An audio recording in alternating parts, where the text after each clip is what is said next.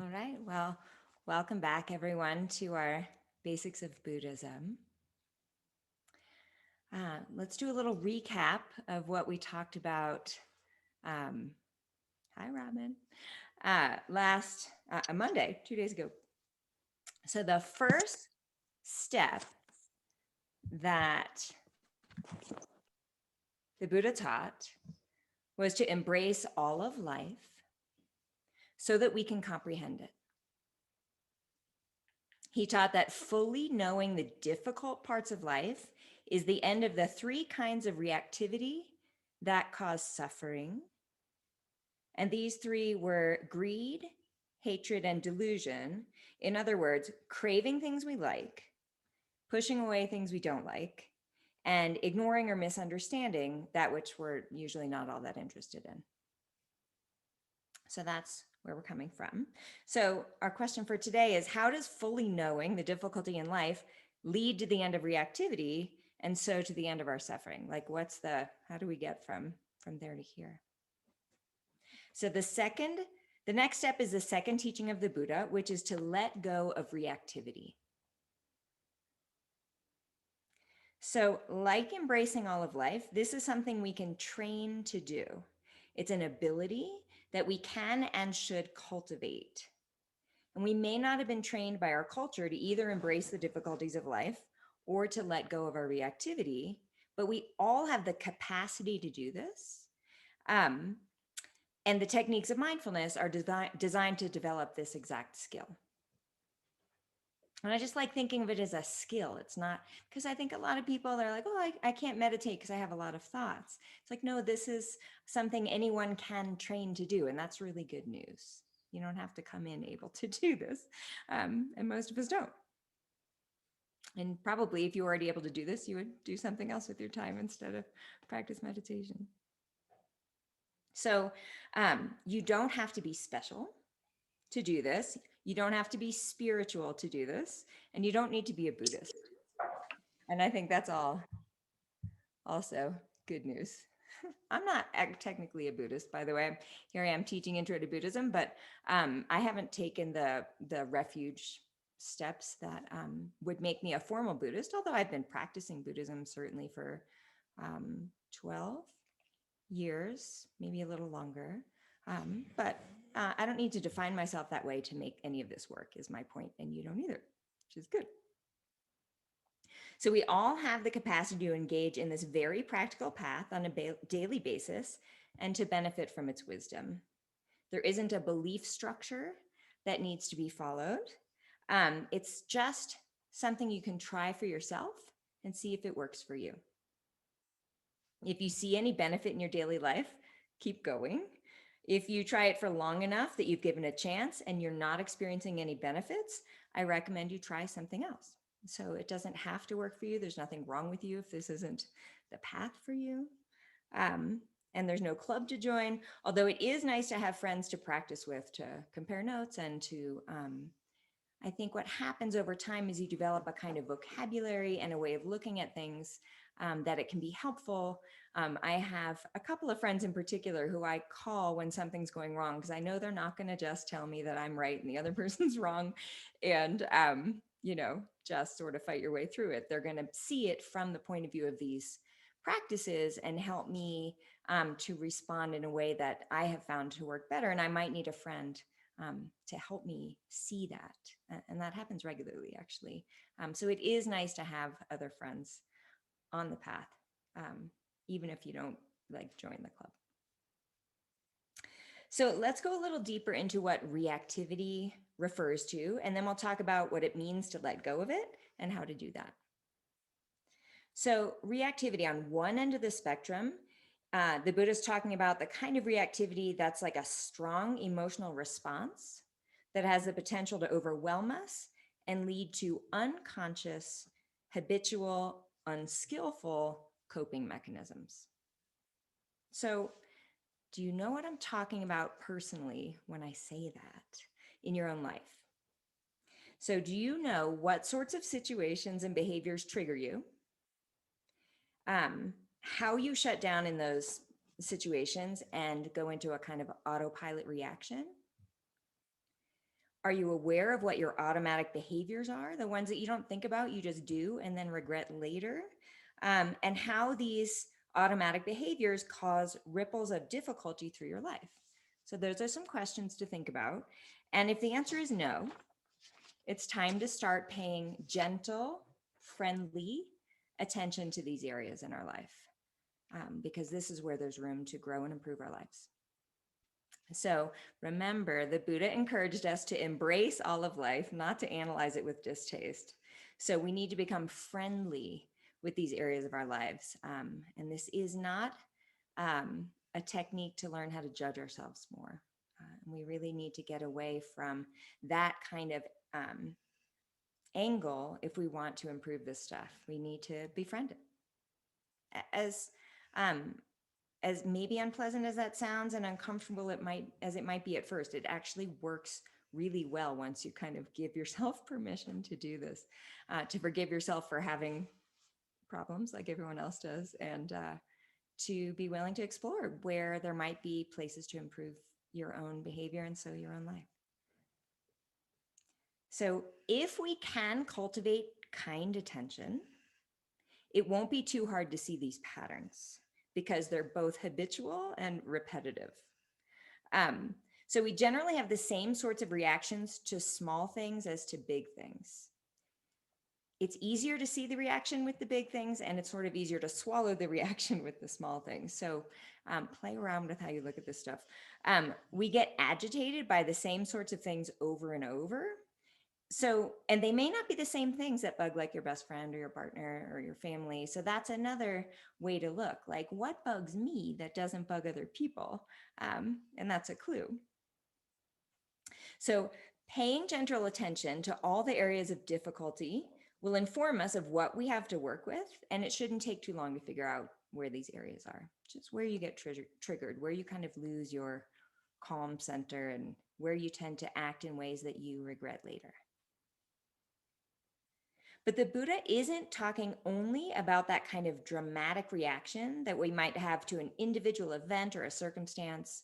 He's also referring to the undercurrents of like uneasiness that we might experience in our lives. So persistent low-grade worry or distress or discontent or irritation.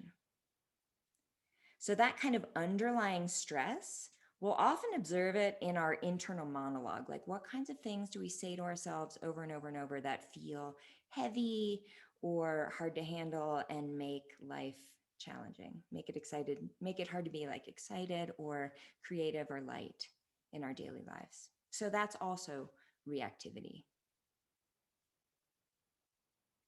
So these kinds of patterns of thought and emotion don't allow us to flourish in life. They trap us in a sort of overwhelm. And we end up missing out on a part of our actual lives because we're instead caught up in our mental constructs, our own internal worry about the future, or obsessively rehashing the past. And we spend time doing that instead of engaging with what's happening in the present moment around us. And that's often a loss of happiness, potential happiness.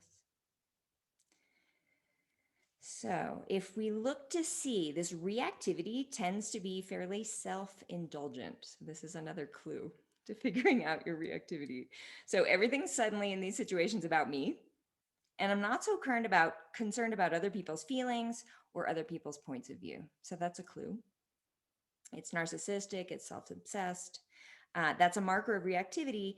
And when we feel this way, it's a good sign that we've momentarily lost the plot, because that's obviously not the truth. There are a whole lot of other people around us and in most situations. So that's just a clue to say, I might not be totally centered right now. Now, it's important that we acknowledge that reactivity is a natural result of being a human organism. So there's not something wrong with you if you have reactivity. It's natural that when our senses make contact with something, that we either want to grab onto it, push it away, or we don't really care. And as far as I understand, even amoebas do this, right? It's just part of life. This is how we're structured. This is how our nervous system is structured. So it doesn't make us bad people. But we can train ourselves to work with it constructively so it doesn't get in the way of our happiness or the happiness of people around us. And one example of this is to think about just because we live in a relatively wealthy and sort of comfortable society, um, we're used to controlling the temperature, in our where we live, or having food kind of exactly how we want it. And there's people in other cultures who just have never had that, and they don't miss it. I'm not saying they wouldn't want it, but their nervous systems aren't used to that. So they are sort of grateful for the sorts of things that we might be upset about.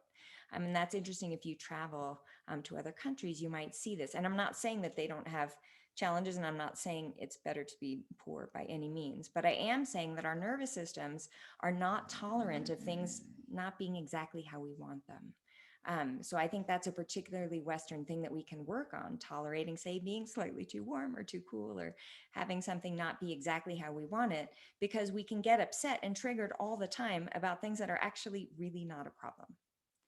So that's, I think, part of this practice in the West, and I'm not necessarily talking about now about relationships or things like that, just literally like physical things like food or temperature, or, you can name whatever else in there. So just something to be aware of, that certain amount of our reactivity is unnecessary, and we can train ourselves. Just like if we sit in mindfulness meditation and we get itchy or we get uncomfortable and we don't move and we don't react, over time, those things stop being a problem. And I can say that honestly for myself, like minor discomfort isn't, it just doesn't bother me anymore. I don't notice it. I think just from sitting through lots of it and not reacting to it. And that's great. Um, I reherniated a disc at Thanksgiving. So like right now, yeah, my sciatic nerve's like beep, beep, beep. But because I can pay attention to it, I can tell you that's happening, but it's not bothering me. I mean, it's just there. And it's not even all that uncomfortable right now. It's not painful. It's just like kind of beeping at me. Um, and that's why mindfulness practice helps with chronic pain, because it literally raises our tolerance for it. It raises our space where we get reactive, um, so that we can handle more and more things. And you still want to know pain, right? Because as we said, that's um, tells you something needs to be taken care of, or dealt with, but that it doesn't have to freak us out. And that's a real benefit, I think, to anyone who's going to get old or sick, which is hopefully all of us. Um, Okay, so the reason I mention not making our reactivity sort of bad or wrong is that I think in spiritual circles, it's easy to think that there's something wrong with us if we like get angry, or anxious or addicted to something. But realistically, it's how people are wired, and it happens to everyone. And if we make it wrong, we're not going to do a very good job of embracing it, getting to know it, comprehending it, and being skillful with it. So right off the bat, accepting that about ourselves and everybody else is a good place to start. And if you think about it, that kind of moralistic shutdown, which is like, I'm angry and I shouldn't be, so I'm not going to deal with it, or there's something wrong with me, that's another form of reactivity. That's just aversion to being angry. So again, we can acknowledge the reality and work with it as the same way as we work with anything else. So, an important part of the Buddhist teaching is that greed, hatred, and delusion don't actually go away as we progress in becoming more conscious and skillful in our lives. So, I guess that's the bad news. It doesn't stop happening, and it didn't stop happening to the Buddha in the stories told about his life. If we expect reactivity to stop, then we'll think our practice isn't working if we still get pissed off or irritated or want things. And then we might abandon our practice or think we're bad at it, think it's not working. But instead, the Buddha explains that greed, hatred, and delusion can be understood and lived with in such a way that they don't interfere with our happiness, or cause our behavior to create difficulty. The understanding is this is just something that's part of our limbic system, our emotional system. It's an integral part of being human. And with training and understanding, they don't have to be a problem. So that's what we're working on, is them not being a problem, not them going away. So this is the crux of the Buddhist teaching. It's not taking on a belief system or experiencing altered states of consciousness that you might read about. It's simply learning to work with our reactivity such that it doesn't cause us suffering. The Buddha taught this in various ways, and he often used metaphors. So here's a metaphor that I like. I don't know if I'm going to read the whole thing because it's long, but it does give you a sense of like what the language of the time sounds like. So the Buddha at one point compared reactivity to being shot with a poisoned arrow. The story goes that this man is hit by a poisoned arrow and he's bleeding to death, and a surgeon comes to remove the arrow. And the man says, "I won't let the surgeon pull out this arrow until I know the name and clan of the man who wounded me, until I know whether the man who wounded me was tall or short or of middle height, until I know whether the man who wounded me was dark or brown or golden skinned, until I know whether the man who wounded me lives in such a village or town or city." It goes on, "whether the bow that wounded me was a longbow or a crossbow, until I know whether the bowstring that wounded me was fiber or reed or sinew or hemp or bark, what the shaft is made of, what the sinew was made of, whether the sinew is from an ox, a buffalo, a lion, or a monkey, what kind of arrow, how was it tipped?" Anyway, so you can imagine that the guy bleeds out while he's asking all these questions and insisting on knowing all these things, even though there's a surgeon right there. And the point of the story is that we can spend our time analyzing all kinds of metaphysical things, meaning abstract concepts about like the nature of being. For example, is there a God? How did the world begin? How did we get here? Where do we go after we die? And insert your favorite questions that you might spend your time pondering.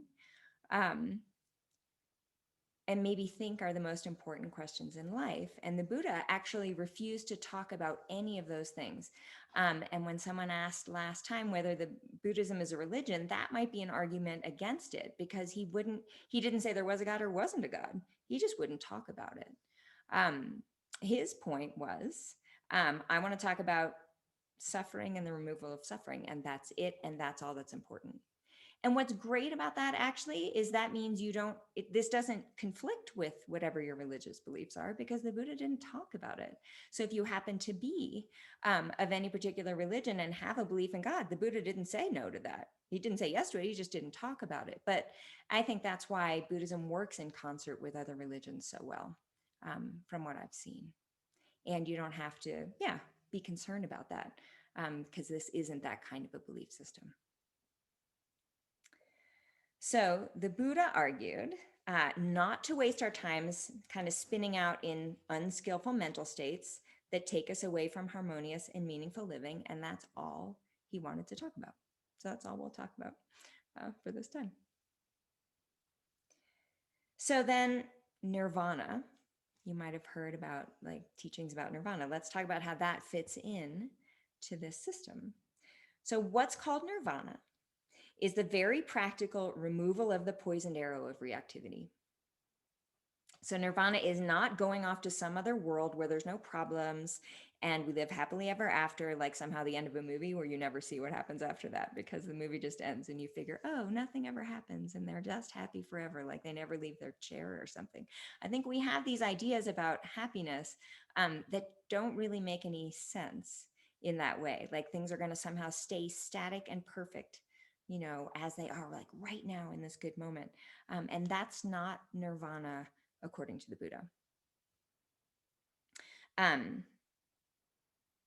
So reactivity poisons us with a kind of cyclical obsession, and we miss the opportunity to thrive in the world. So the removal of that reactivity is the freedom to live well, and that's the freedom of nirvana, simply the freedom to live well in the moment.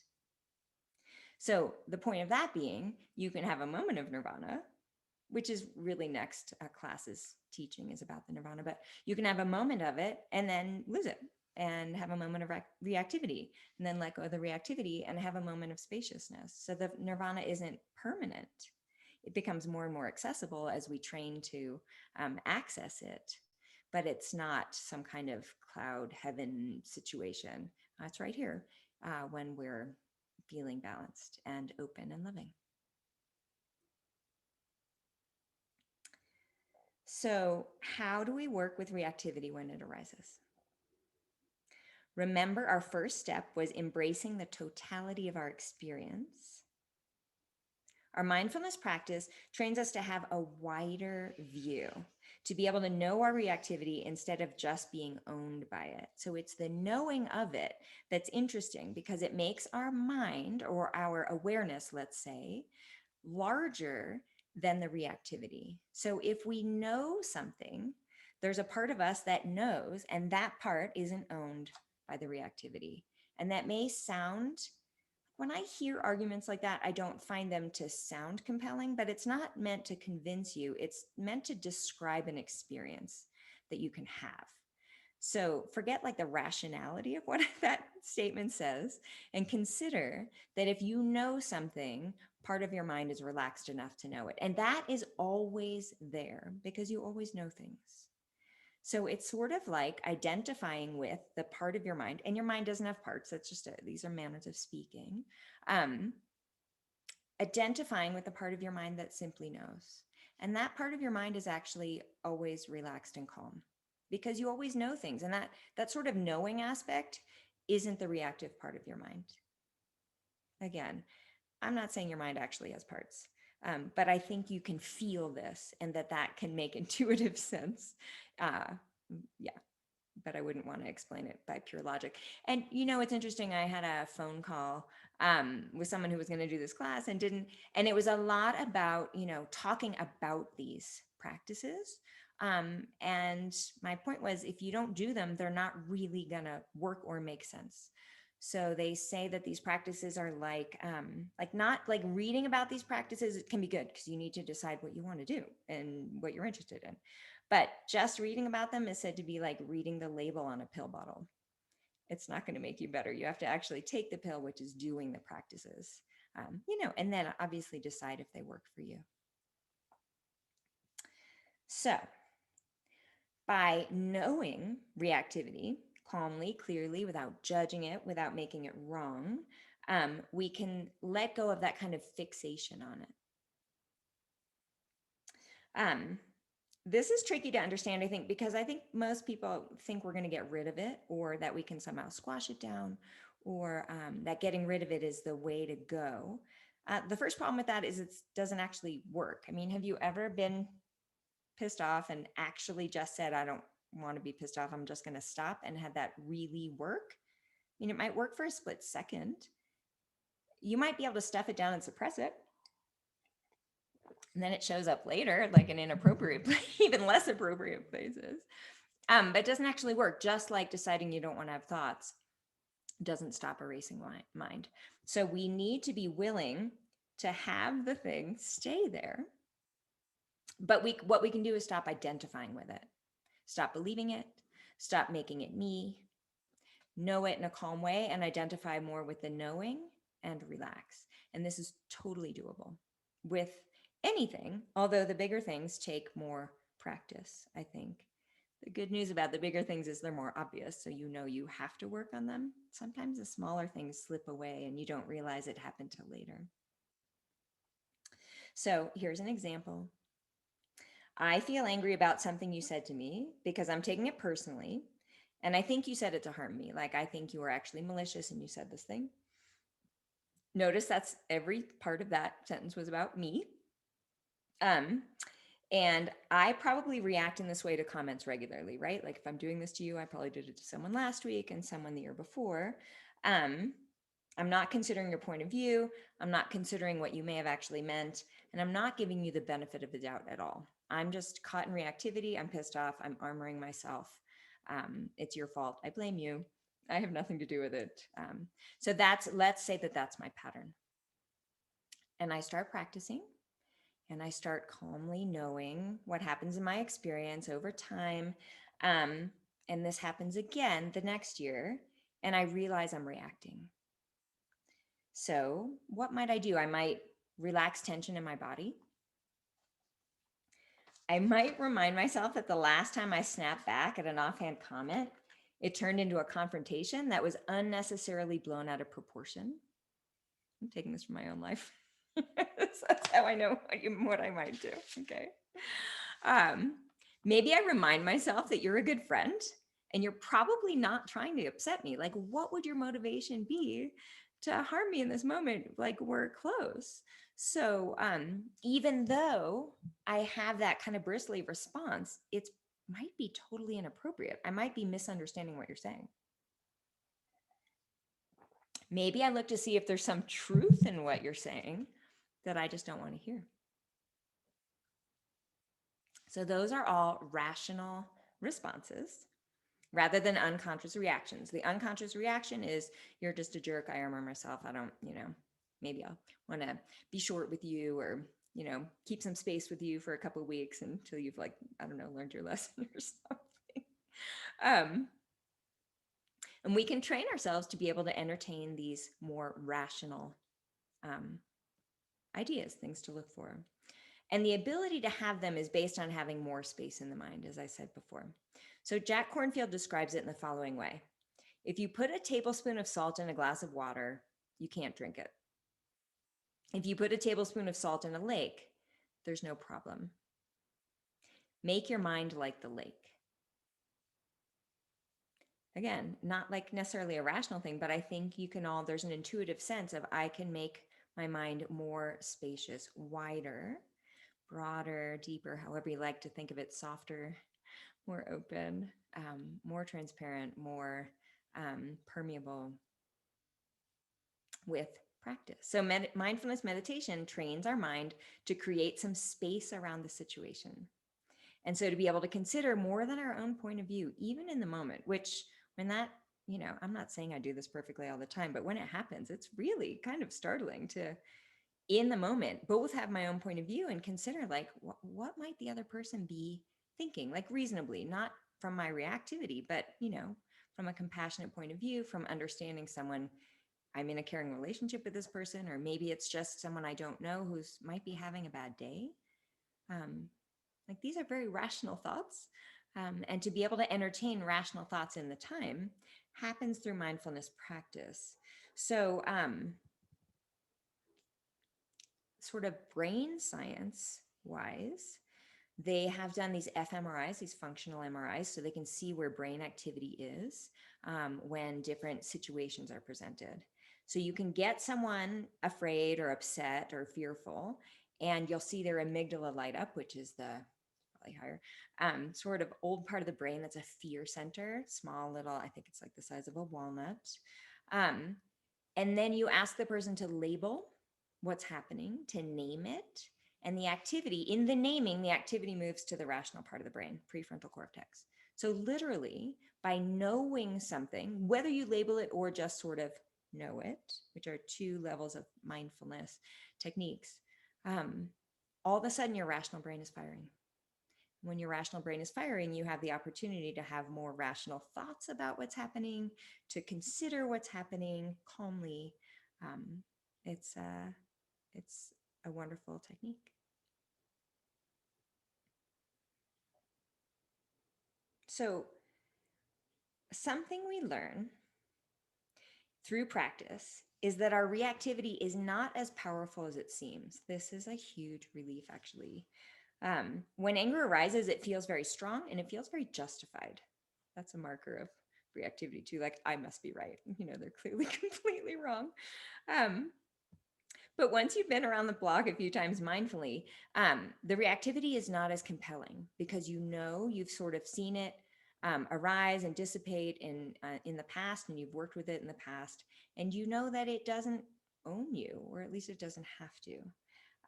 If we don't, we learn that if we don't reinforce it, if we don't buy into it, if we don't feed it, it will pass on its own, just like an itch when we're sitting in practice, or your foot falling asleep, or every thought, emotion, and physical sensation we have is going to arise, last for some amount of time, and go away, whether we fix it or not. And that's not something to believe. That's something to look for in your own practice. And knowing that, and that doesn't mean it's not going to get like worse. I'm not saying every time you have pain, it's just going to go away. It will change though. And that's huge. That's a huge benefit in circumstances of addiction and in circumstances of any kind of reactivity. This will pass. Knowing that means we don't have to act on it. And again, we have to experience this for ourselves to really understand this and benefit from it. So this is about practice, not theory. I mean, it's good to know the theory so you know what you're doing. But the confidence comes in the actual practice. See for yourself if that's true for you. So freedom from the perspective of the Buddha is not getting rid of reactivity, but it's cultivating a way of being that is spacious and rational and understanding enough to not be thrown off kilter by reactivity.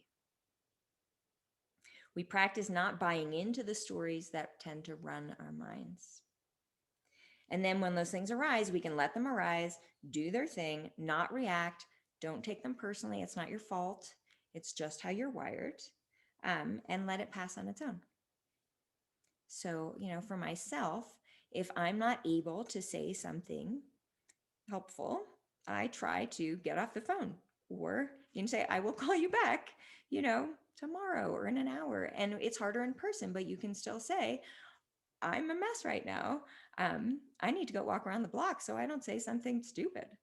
And other people will understand that because they're the same way. And if they can't, sometimes you have to, deal in the moment. But even just saying that can be a relief, can take a moment. Even just acknowledging, I'm not at my best right now.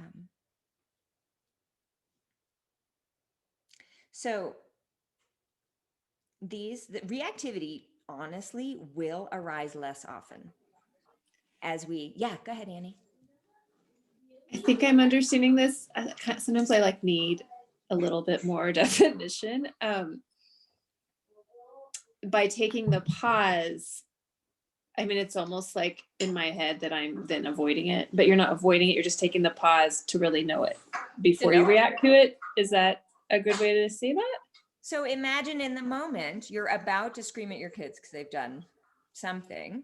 And you know that screaming is not going to get you the response you want because they're just going to get defensive, right? Right. You know that screaming in the past hasn't worked, but your urge is to scream.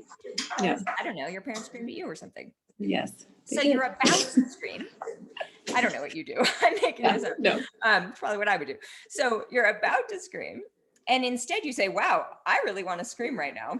I'm pretty out there. Wait, wow, my heart rate's up and I'm almost shaking. Yeah. And you know what? I'm not even I can't even think of something productive to do. I might not say anything for a minute. Yeah.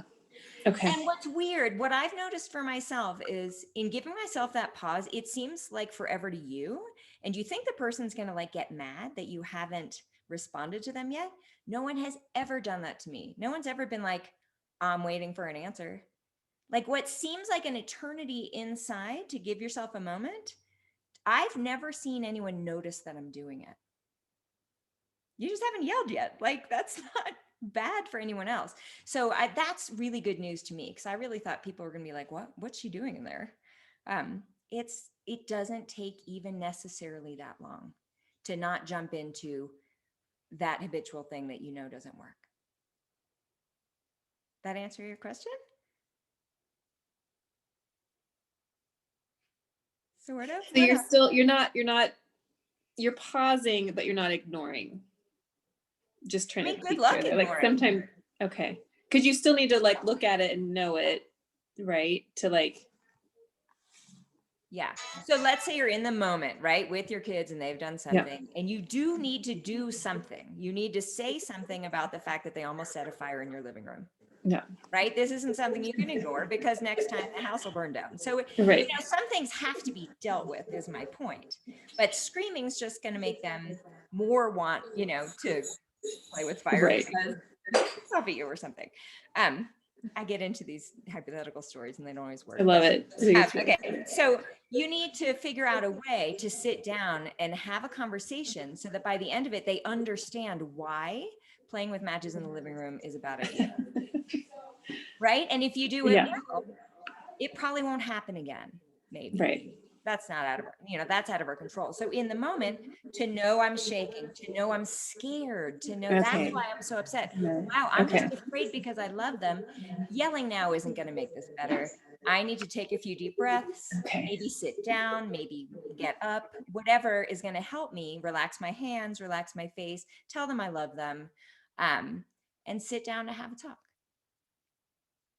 So it's the knowing that how you feel in your body and your breath, that is the clue to say, okay, like I'm out there right now and I need to not speak from here.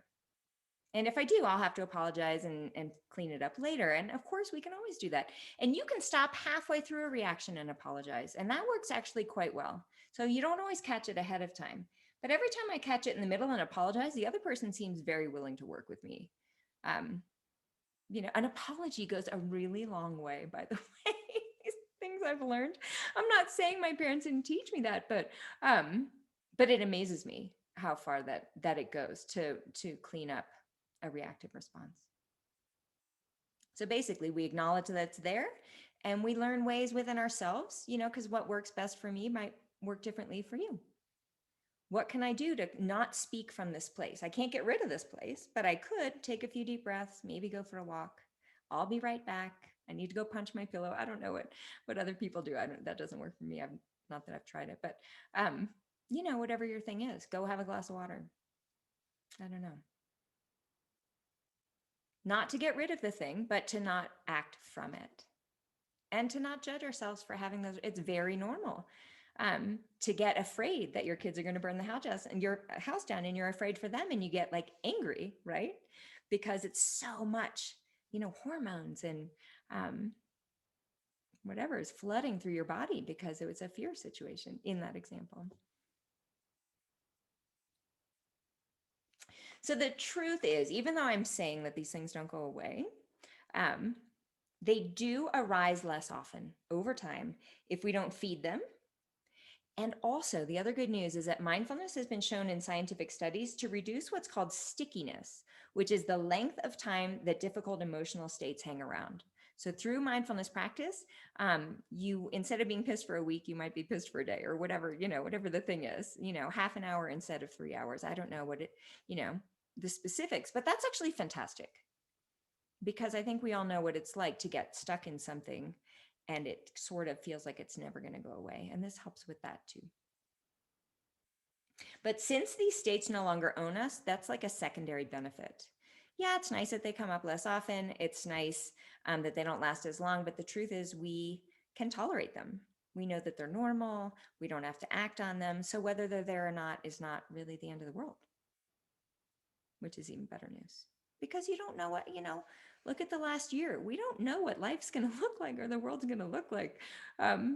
Weird things happen. So we want to sort of have a faith in ourselves that we can sort of deal with challenges should they come. And then whatever's going to happen in the world's going to happen or in our lives. And I'm not saying we don't feel emotions.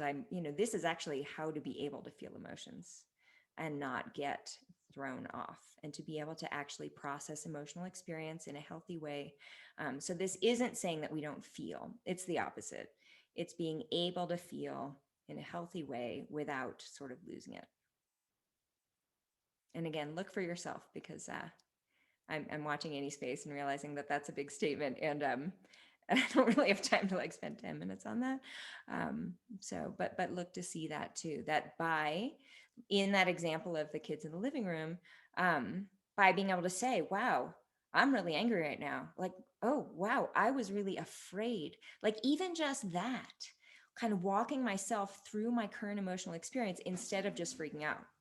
That's a very different way to actually, feel anger, feel fear, like, feel love under that, rather than just yell and then have everyone crying and then have to try to make that up and then never maybe even really have felt that fear at the time. Yeah, Jennifer.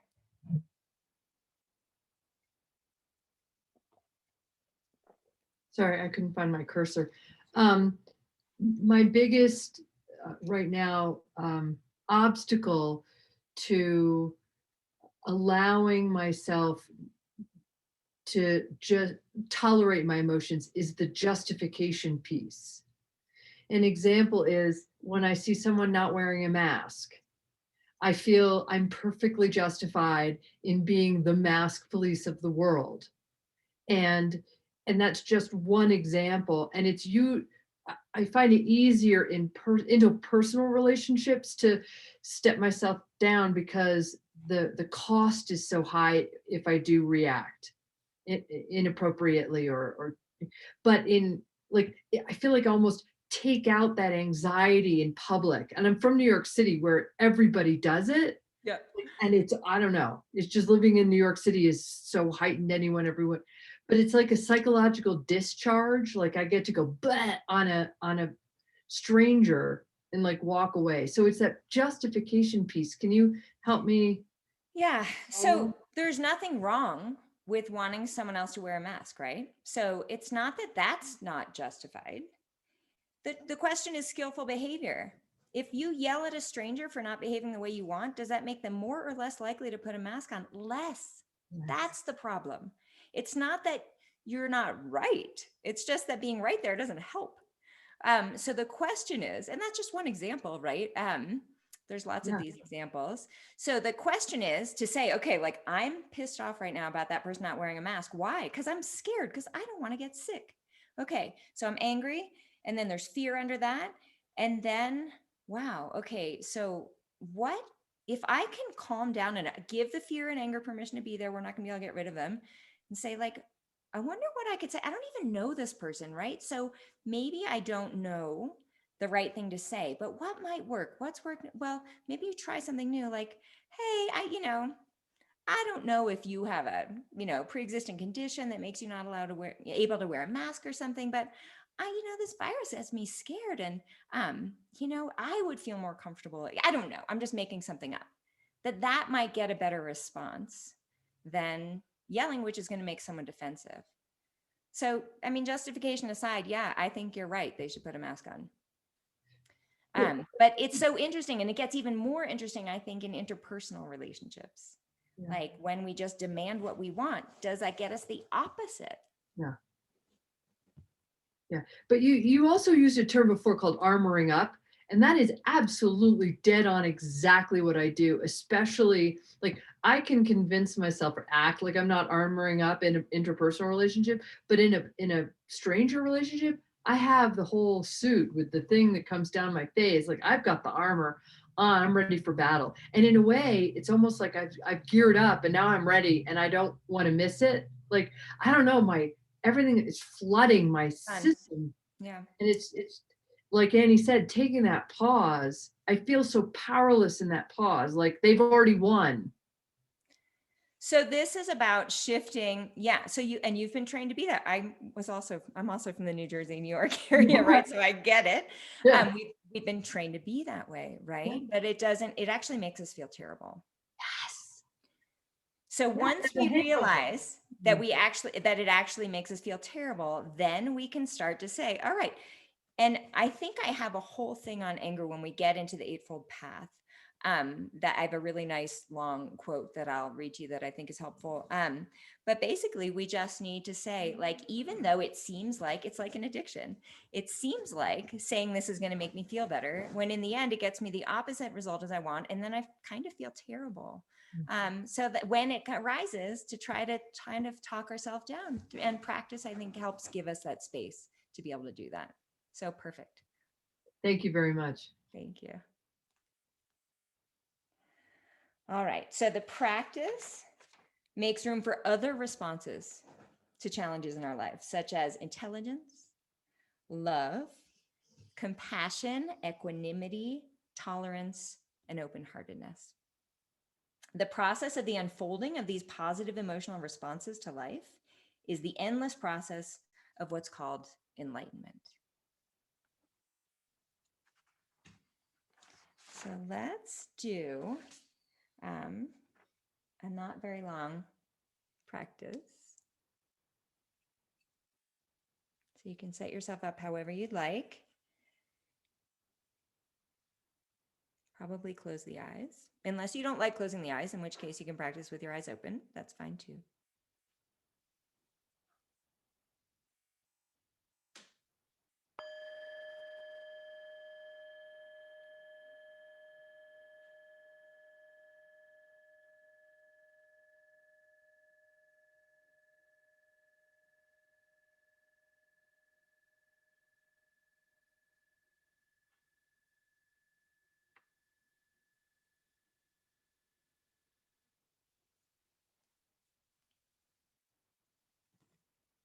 So I'd like you to drop your mind into your body.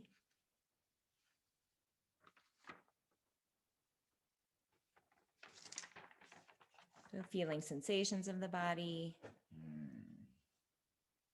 locating yourself in your body. Which, by the way, that very simple one step is something you can do in a moment of reactivity, incredibly helpful. So the simple skill, drop the mind into the body, just momentary. We'll do it for longer here in this practice, but fantastic skill, great habit to develop. And yoga helps with that too.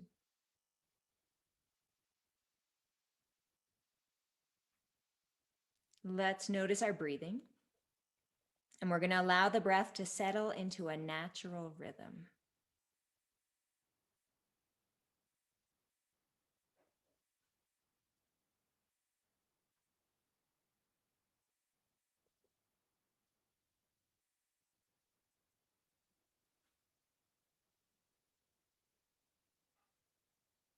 Again, this is a skill you could use in any moment of reactivity because the breath often gets faster, shorter. So relaxing the belly, allowing the breath to relax to the best of your ability in whatever situation. Again, great habit.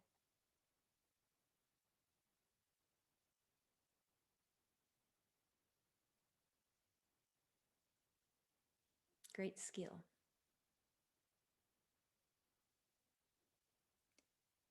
And now I'd like you to familiarize yourself with how you are right now.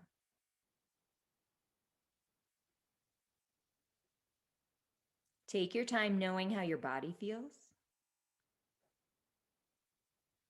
Cultivating clarity around your body.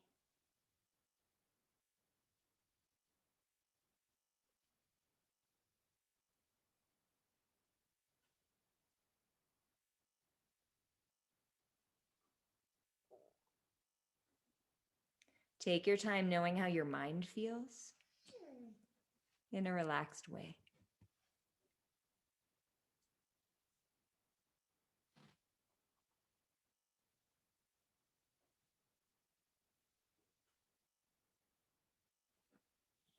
There's no need to fix anything. Practice simply knowing your experience as it is.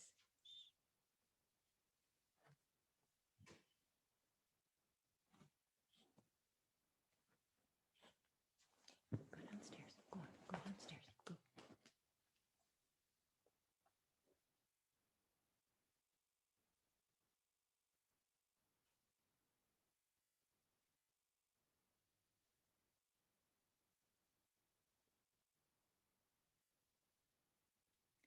Allow your awareness to be like a very large room with lots of space for what occurs.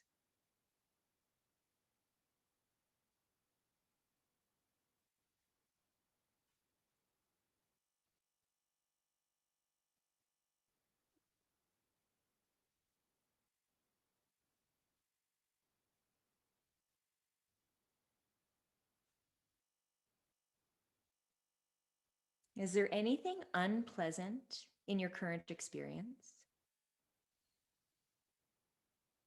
If so, make room for it. Give it permission.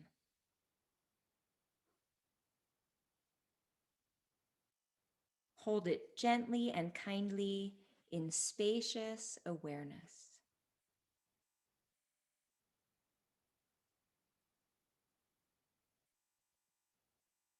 Cultivate ease in your being around any uneasiness in your body or mind.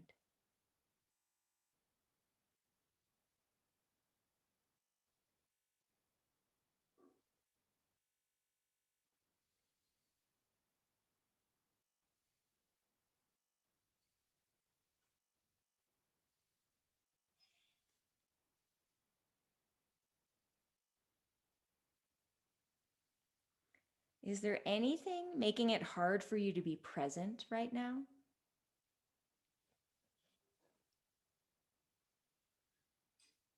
If so, acknowledge it. Turn toward it. Allow it to be there.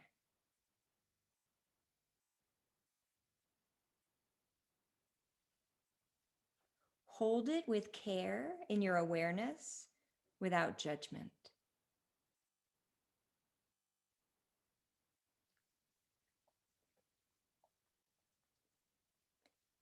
Don't take it personally. Don't take it to be you.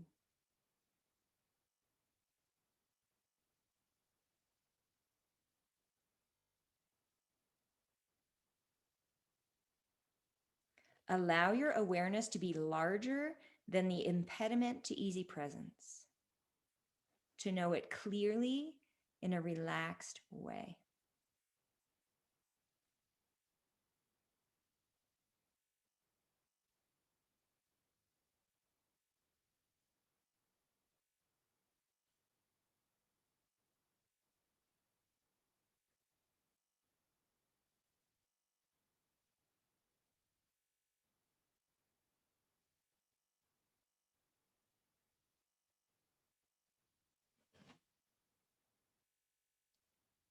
Do you find yourself caught in any hopes and fears about this moment?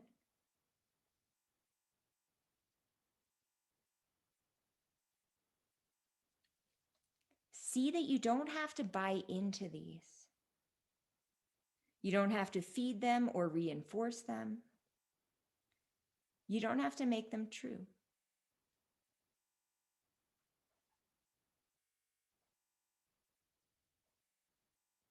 Allow them to float in the open spaciousness of the mind.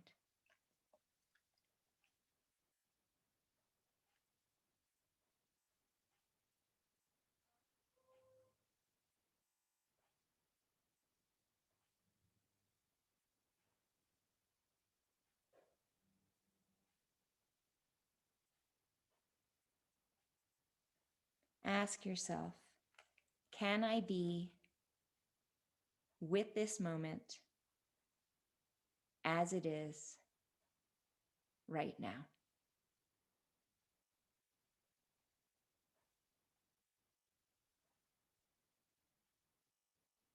Can I be with this moment as it is right now?